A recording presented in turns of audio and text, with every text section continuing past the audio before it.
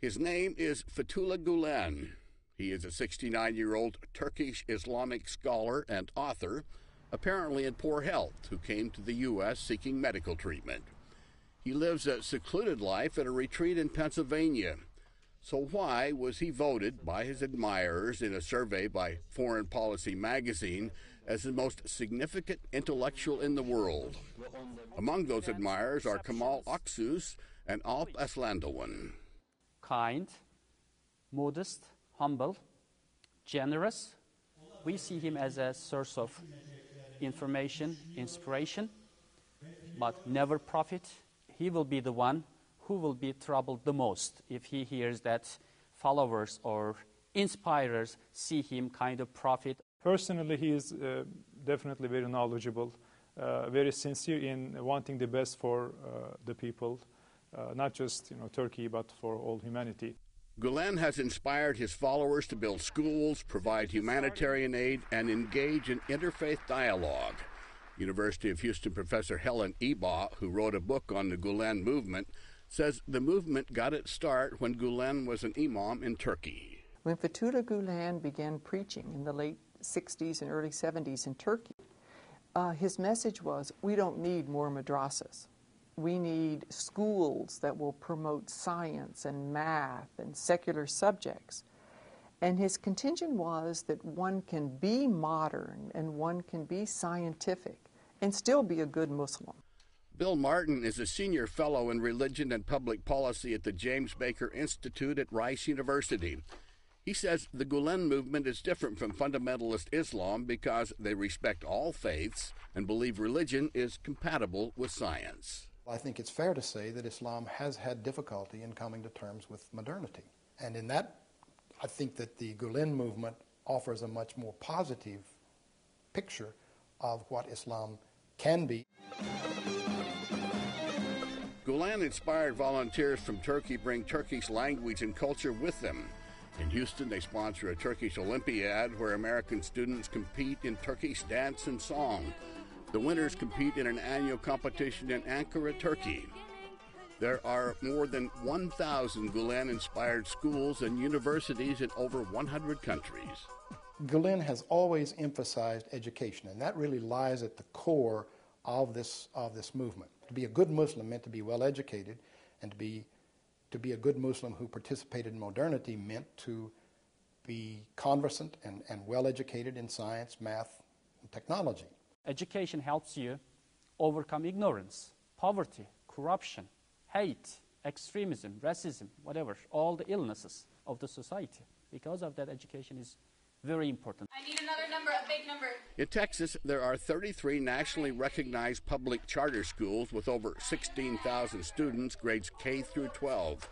They're called Harmony Schools, and the Turkish superintendent insists they are strictly secular and in no way connected to Gülen. Professor Ebaugh says there's a reason for this kind of sensitivity.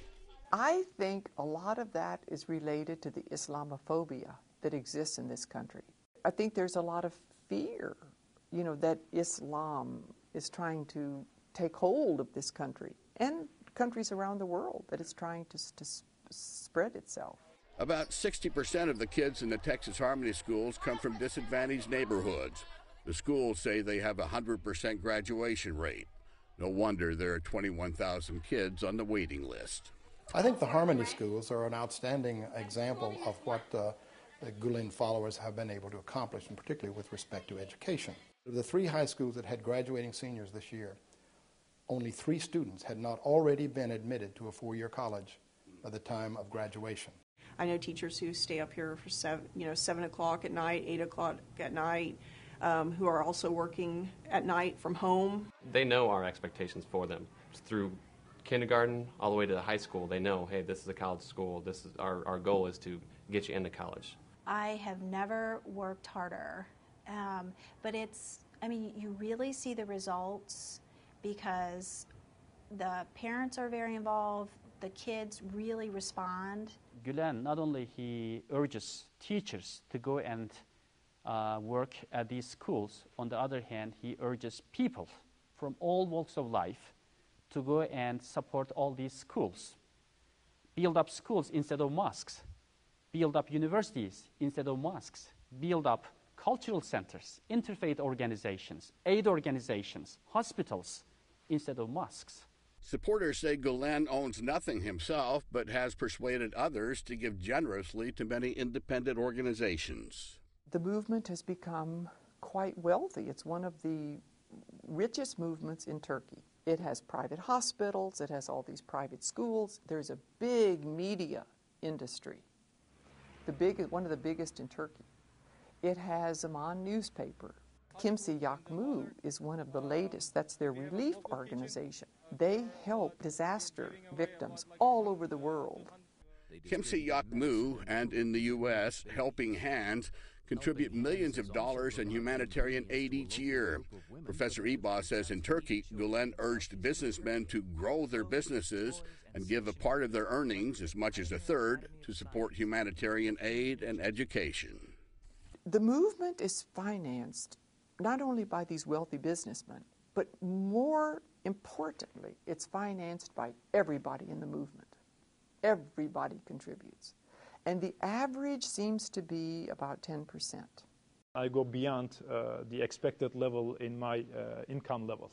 And all of this, my motivation is that just like God loves us as human beings, we also should act in a manner that is pleasing to God. And I believe that all of these actions, charitable donations, volunteerism, are pleasing to God. That is why I'm doing all of this. Alp is a volunteer in charge of the Institute for Interfaith Dialogue in Houston, which is located in the Raindrop Turkish House. This is a mock-up of the projected Interfaith Center, which will include a Jewish synagogue, a mosque, and a Christian church. Gülen has always stressed the importance of interfaith dialogue to promote peace, and has met with Pope John Paul II and reached out to leaders of many religious minorities. And he may have been the first Muslim leader to condemn the 9/11 terrorist attacks. He immediately posted an ad clearly saying that this is an non-Islamic act. It is not even a human act. You know, those people who committed this, not Muslim, they cannot even be called humans. He said Bin Laden is a monster, and people around him are monsters if they think like him. Alp Aslandoan says Gülen teaches that suicide attacks cannot be justified in Islam.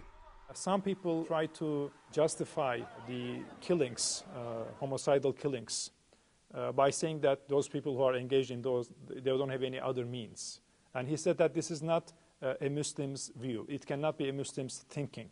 Because for a Muslim, if the end result, if the end goal is virtuous, worthwhile, holy, then the mechanism, then the means should also be holy.